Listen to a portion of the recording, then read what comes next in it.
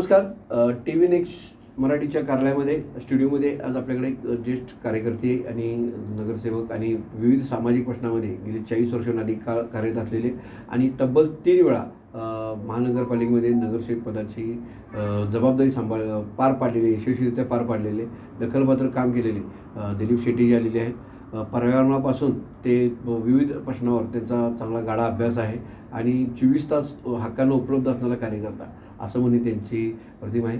Shetty sir, आपलं स्वागत TV नेक्स्टमध्ये. आता जरी निवडणुकीचे पडघम वाजले असले तरी त्याच्या अगोदर कोल्हापूरचा एक फार मोठा इतिहास आहे. कोल्हापूर नगरी म्हणून एक मोठा इतिहास आहे. तिथनं ते आत्तापर्यंतचा सर्व प्रवास हा असा आहे. तर तो एक इतिहास काय वाटतं तुम्हाला? तुमचं एक अभ्यासक म्हणून काय, कोल्हापूर नगरी म्हणून काय तुमचं मत आहे? कोल्हापूर करवीर रियासत वेगळी आणि करवीर नगरी वेगळी. करवीर रियासत ही 300 वर्षातली, म्हणजे ब्रिटिश असू दे किंवा मुघल गेल्यानंतर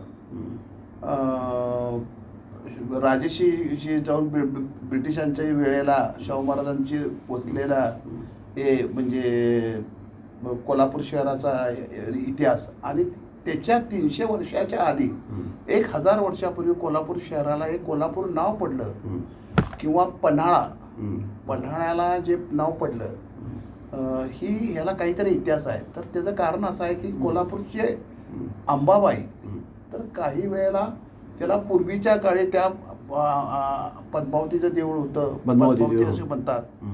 त्याच्यानंतर ह्याला दक्षिण काशी असं म्हटलं जातं की या कोल्हापूरला इतिहास असा आहे की या ठिकाणी साधना आणि ध्यानधारणा म्हणून या कोल्हापूरला दक्षिण काशी म्हटलं जातं. आणि त्या कोल्हापूरच्या मंदिराच्या म्हणजे त्यावेळेला 61 योगिनीच्या मूर्त्या आत लावलेल्या होत्या की ज्या ठिकाणी एक व्यासपीठ वेगळं अंबाबाईच्या मंदिरात होतं आणि त्याच्या साईडला जी देवड्या होत्या त्या देवड्यामध्ये म्हणजे लोक आजूबाजूचे लोक खेड्यात न्यायची, जेवण करायची, ध्यानधारणा करायची आणि निघून जायचे. हा कोल्हापूरचा खरा इतिहास आहे. आणि म्हणून पन्हाळ्याचं जे नाव पडलं पन्हाळ्याला पद्मावतीच्या देवळाच्या पन्हाळा असं नाव हे झालं. त्यामुळं कोल्हापूरच्या ह्या शहराला दक्षिण काशी जे म्हटलेलं आहे ते उगाच म्हटलेलं नाही. मग ते उत्तर काशीशी निगडीत आणि दक्षिण काशीशी असं दक्षिण काशी का म्हटलं? काय काशी एकच असते की? निश्चितपणे जिथं त्रिवेणी संगम झाला किंवा या ठिकाणी झाला की ज्या ठिकाणी साधना झाली, कन्याकुमारीपासून आज सुद्धा कोल्हापूरपर्यंत येणाऱ्या लोकांचा जो म्हणजे पैंडा आहे तो चालू आहे कर्नाटकातल्या लोकांचा. म्हणजे त्या लोकांच्या इथं दक्षिण काशीचं कनेक्टिंग ह्या सगळ्या लोकांचं इथं आहे याच्याशी. त्यामुळं आणि कलानगरी कोल्हापूरचं जे हे झालं तर इथल्या पाण्यात काहीतरी एक वेगळं आहे. म्हणजे की ज्यामुळं इथं संगीत, नाट्य हे आत्ता नाही, पहिल्यापासून इथल्या भूमीतच त्याचं संगोपन झालेलं आहे. त्यामुळे म्हणतात की कोल्हापुरात झोपलं तरी योग लावल्याचं पुण्य आहे असं म्हणतात. तो संदर्भ सगळ्यात आहे. तर असं की जर कोल्हापूर हे तळ्यांचं शहर होतं, म्हणजे जल साक्षरता प्रचंड होते. मी आत्ताच्या पिढीला कपिलतीर्थला तळ होतं समजणार नाही, गांधी मैदानाला तळ होतं म्हणणार नाही. इथं आपल्या इथं आयुधाटोक्याच्या तिथं तळे होते. म्हणजे ही जी सगळी आपली जलसाक्षरतेत परिपूर्ण होतं, तो काय समजा? खूप चांगला प्रश्न विचारत आपण. कोल्हापूर 27 माझ्याकडे नकाशा आहे तो 27 तळ्याचं शहर होतं. कपिलतीर्थ, कोटीतीर्थ, पद्माळा, त्याच्यानंतर रंकाळा, त्याच्यानंतर कोटीतीर्थ, त्याच्यानंतर म्हणजे 27 लक्षतीर्थ म्हणजे अशी म्हणजे मला तर त्याची नावं प्रत्येक वेळी करत नाही. तर या सगळ्याच्या तळ्यामध्ये कमळं येत होती. आणि पद्मावतीच्या आधी असा इतिहास जर तुम्ही बघितला तर त्या मठात त्याला मठ म्हणत होते आणि त्याला शांतीनाथ मठ हे नाव होतं. मी संशोधन केलेलं आहे, काही लोकांच्यावर चर्चा केलेली आहे. आणि शांतीनाथ मठ होता म्हणजे त्या ठिकाणी जी ध्यानधारणा लोकांनी केली ही शांततेचा. आणि कोल्हापूरच्या याला मग तुम्ही जर बघितला तर कोल्हापूरच्या ह्याला शाकाहारीच नैवेद्य आहे देवीला, पुरणपोळीचा किंवा ज्योतिबाच्या याला सुद्धा पुरणपोळी. तर या ठिकाणी मांसाहाराला किंवा याच्याला कधी एक शांततेचं गाव आणि याला. आणि कुठंतरी या कोल्हापूर शहराचा आत्ताचा जो विचार आहे तो भंगायला लागलाय का? कुणी भंगवला हा की म्हणजे कोल्हापुरी मटण आहे वगैरे असं? मला असं म्हणायचं नाही की म्हणजे व्हेज आणि नॉनव्हेजचा मी कधी हे करत नाही, पण शेवटी शरीरावर आपण जे खातो त्याच्यानंतर रजस, तामस आणि सात्विक आहार, त्याच्यावर शरीरावर होणारा परिणाम आणि ज्यावेळेला आपले विचार, त्यामुळे ती आहार पद्धती ध्यान माध्यमातून या कोल्हापुरात विकसित झाली होती. म्हणून कोल्हापूरला दक्षिण काशी एक चांगलं नाव लाभलं होतं. पण दुर्दैवानं आता ते थोडंसं लोप झालेलं आहे. याच संदर्भानं आता जे जयंती नाला आणि गोमती म्हणतो, जयंती आणि गोमती या नद्या होत्या, अक्षरशः नदीचा प्रवाह होतो तो सगळा. रविवर्माने काढलेलं चित्र आहे की नदीकाठी बसून आपलं सुखसागर हॉटेल, म्हणजे तिथं आल्यावर तिथं जे आपण हे झालं म्हणतो आपण, पूर आल्यावर पूर्ण झालं म्हणतो ते जे ठिकाण आहे तिथं महादेवाचं मंदिर आहे, तिथं चित्र काढलेली सुद्धा चित्र आहेत. ह्या नद्या एका वेळी होत्या, ते आता जवळजवळ तिथं ओढ्याचं स्वरूप आलेलं आहे. आणि आपण जे वड्यावरचा गणपती म्हणतोय ते खरं म्हणजे नदीवरचा, जयंती नदीवरचा गणपती असं म्हणायला पाहिजे, असा संदर्भ होता. आणि आता विषय झाला की सोलापूर जे निम्म परत बुडलं आता गेल्या ह्याच्यामध्ये, तर ते नद्या सगळं असं अतिक्रमण केलं म्हणून झालेलं आहे. आणि त्याच वेळी तज्ज्ञांनी जाणकारीमध्ये गेली कोल्हापूरसुद्धा असा धोका होऊ शकतो, कारण जवाहरनगर जरणनगर जे पाणी आलं वरून सगळं, तर मोठ्या मोठी वाहनं वाहत गेली, एवढ्या स्ट्रोकने ते वरनं वायट्याकडं खाली पाणी आलं. मग ह्या नद्या कधीतरी पुन्हा एकदा उपसित येऊन कोल्हापूरला असा मोठा धोका होईल का? माझा स्वतःचा जो यावर अभ्यास आहे, तुम्ही सांगितल्यानंतर जितीच्या म्हणजे जयंती नाला, तुम्ही जे म्हणते जयंती नदी होती का, तर कुंभार वसाहत जर तिथं बसते असेल, जिथं पाणी तिथं माती, माती तिथं कुंभार, तर त्यामुळं त्या ठिकाणी कुंभार का वसले, त्या ठिकाणी वस्ती का झाली, त्या शहरात आपापला रोजगार, आपापलं 12 बलुतेदार आपापलं काम करायचे, आपापल्या हे करायचे. आणि देवाणघेवाण ज्यावेळेला मला असं वाटतंय की चलन सुद्धा नसेल त्यावेळेला देवाणघेवाण ही बार्डिक पद्धतीने होती. परंतु मी उदाहरण सांगतो, माझा आरोप आहे यावर की उदाहरण सुद्धा राजाराम टॉकीज जे आहे त्या ठिकाणी सुद्धा तळ होतं, ते कुणी मोजवलं आणि ते कुणाला दिलं, त्या ठिकाणी टॉकीज का वापरलं. ही संस्कृती टॉकीजची जी आली ही शाहू महाराजांच्या आणि ब्रिटिशांच्या माध्यमातून कुठंतरी ही तळं बुजवली. मग एकच तळं बुजवलं का? लक्ष्मीपुरीचं सुद्धा तुम्ही जर बघितला तर त्या सुद्धा तळाचं आता डिमांड हे रिलायन्स मॉल पहिला कांदा बटाटा मार्केट जुनं कांदा बटाटा. त्याच्यानंतर तुम्ही कपिल तीर्थ मार्केटमध्ये असं म्हटलं जायचं की त्या ठिकाणी आंघोळ केल्यानंतर माणसाला म्हणजे ते उष्णतेत रोग बरे होतात, म्हणजे त्यात एक औषधी गुण होते. जसं औषध नाही, आजूबाजूच्या जे जडीबुटीतनं येणारं जे पाणी आहे की ते आरोग्याला हे होतं. म्हणजे जसं आता त्र्यंबकेश्वरला तुम्ही जर गेला वरती, आता तिथं सुद्धा तिथं त्या तळ्याचं हे झालेलं आहे बघा, तर त्या ह्याच्यातनं जडीबुटीतनं आल्यानंतर एक प्रकारचा वेगळा वास येतो. आणि त्यात आंघोळ केल्यानंतर सुद्धा माणसाला म्हणजे समजा निरनिराळे रोग होतात, म्हणजे खाज उठणे किंवा हे होणे, लिंबाचं वगैरे, ते ऑटोमॅटिक त्या झऱ्याच्या पाण्यात होते. लोक त्यात म्हणून आंघोळ करत होते आणि पवित्रता पाळत होते.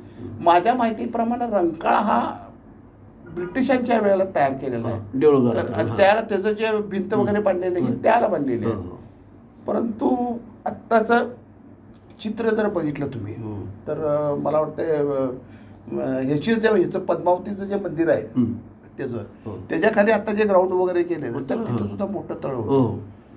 तर मला सांगतो ही जर तळी जर जिवंत ठेवली असती आणि ह्या तळ्यातले जर सगळा ह्या निसर्ग तर जग इथं बघायला आलं असतं. आणि तसंच गांधी मैदान जागी वरुण तीर्थ म्हणून तिथं तळ होतं. आणि आता तुम्ही किती आता कोट्यानं पैसा निधी दिला जातो, पण नॅचरली तिथं पाणी येणार म्हणजे ते पाणी येणं अपरिहार्यच आहे का? आता मगाशी तुम्ही जो प्रश्न विचारला त्याचं उत्तर तुम्हीच दिलं की ज्या ठिकाणी निसर्गाची स्तोत्र जे आहेत ती जिथनं येतात ती कधी तुम्ही बंद करायची नसतात. उत्तराखंडमध्ये आता झालेला जो म्हणजे लँडस्केपिंग जे व्हायला लागले की हे त्याचे मोठे मोठे रस्ते केले, हे केले, तुमची प्रगतीच्या विज्ञानाच्या नावाखाली जे हे केले कधी तुम्ही निसर्गाची झाडतोड केली, हे केली, तर मुळाने जे एकमेकाला धरलेला आहे याच्यावर कुठंतरी अत्याचार आणण्यावर. आणि निसर्ग हा स्वतःला सरळ करण्याला सक्षम आहे.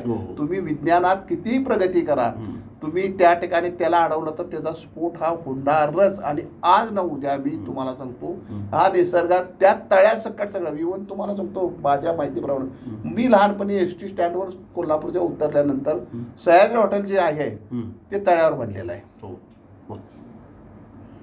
पार्वती आपलं लक्ष्मी टॉकीज जे बांधलेलं आहे ते सुद्धा साहेब तळ्यावर बांधलेलं आहे, उजवून बांधलेलं आहे. ही जी त्यावेळेला आपल्याला वाटतं शहरं झाली हे झाली, खरोखर आता आपण म्हणजे आत्ता जो कोरोना आला गेल्या 2 वर्षात, मग आमच्या बघण्यात म्हणजे कोरोनासारखा विकार येईल आणि अख्खं जग बंद पडेल हे कदाचित स्वप्नात सुद्धा दिसलं होतं.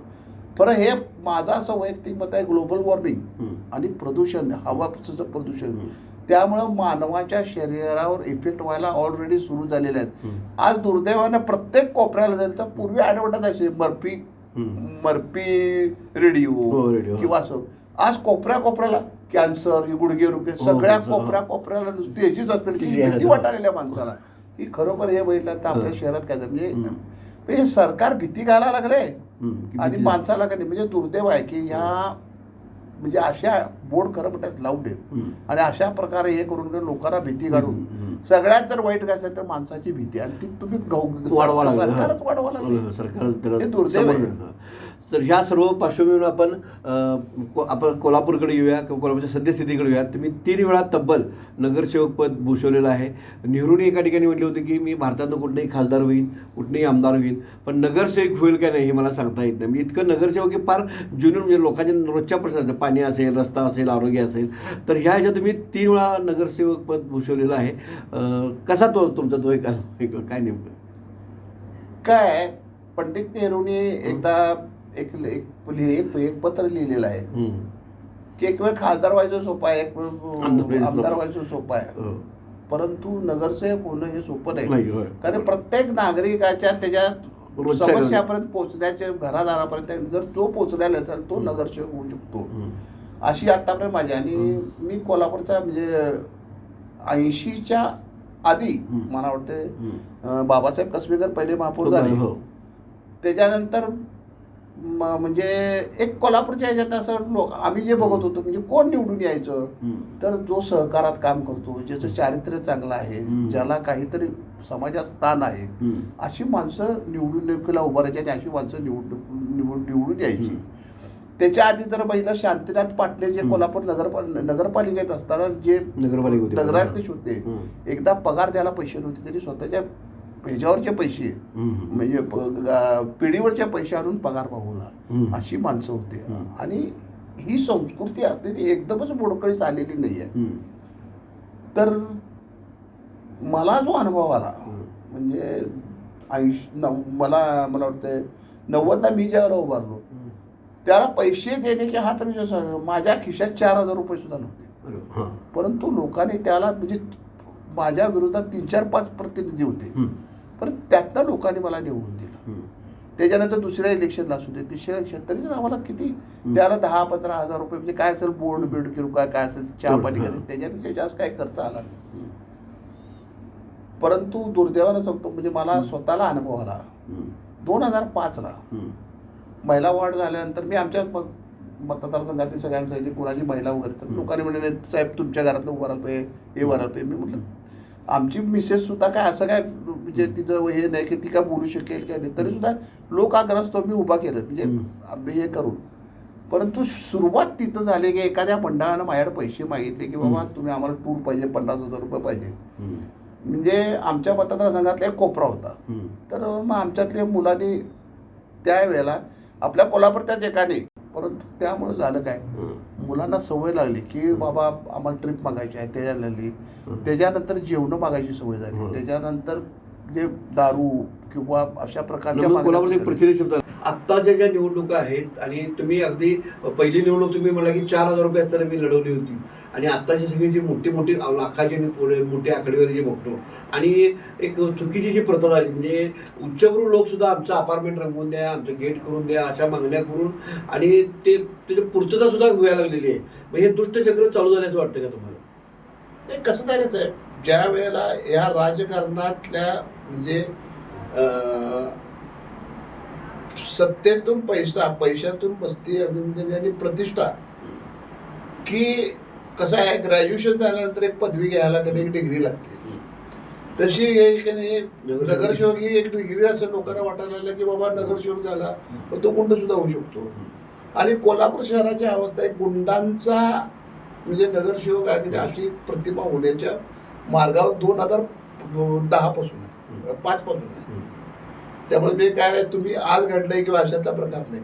आणि ते आणि बिघडत चाललंय. हे जे दुष्परिणाम असे आहेत की आज शहर जनतेने विचार करायचा की आपण कुणाच्या लोकांच्या हातात हे शहराचा कारभार द्यावा. त्याचं उदाहरण मी सांगितलं, गेल्या काही दिवसात जर बघितलं तर कोल्हापूर शहराचे नेते जे आहेत काय म्हणजे जे अगदी म्हणजे सदाशिव रेड्डीने असं मी उदाहरण सांगतो, जे फ्लॅट सिस्टीममध्ये मटिक साहेब जे मुस्लिम साहेब त्याच्या लागते, आज 1000 कोटीच्या खाली कोण बोलतच नाही हो. 1000 कोटी आणि ते राजकारण करायला मग पैसा कुठून येतो आणि कोणाच्यात खेळा लागला आहे.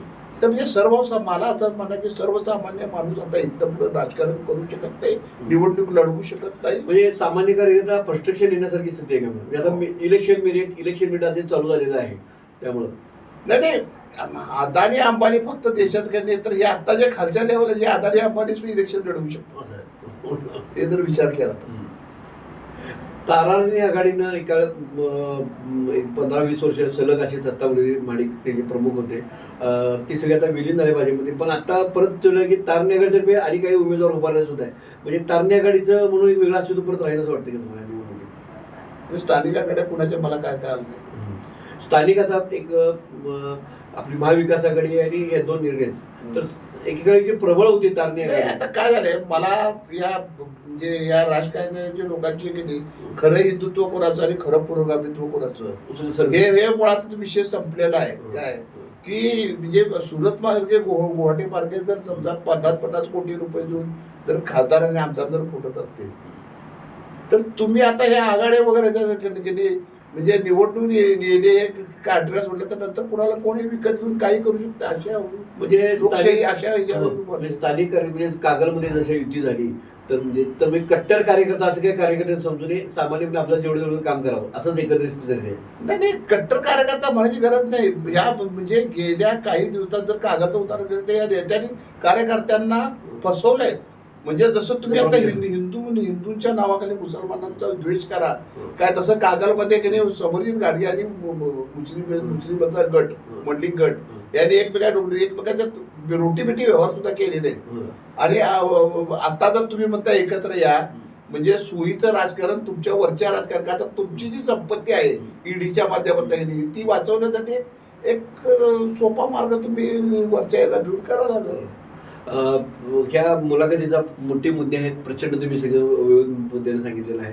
पण आपण निवडणुकीला सामोरे जाताना कोल्हापूरचं एक 20% वाटचाल आणि त्या संदर्भानं या निवडणुकीत मतदान करताना काय मतदारांनी लक्ष द्यावं, युवा वर्गाने काय केलं पाहिजे असं आव्हान आपण काय करू इच्छिता?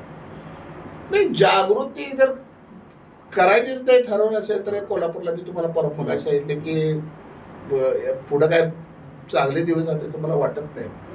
कारण की कोल्हापूरच्या मम्मी तरुणांचं वगैरे हे जर बघायला लागलं की विचारानं चालण्याचं कधी अशी लोके हे कोल्हापूरच्या राजकारणात आहे. बिंदू चौकापासून मी बघत आलं की नाही कोल्हापूर हे लढवाया शहर आहे. पण आज लढवाया शहराची ही जी शेका पक्षाचा झेंडा म्हणजे शिवाजी पेठेत निघाला तर काँग्रेसचं टोपी नव्हती, त्यावेळेला श्रीपतराव बोंद्रे दादांनी गांधी टोपी घातली.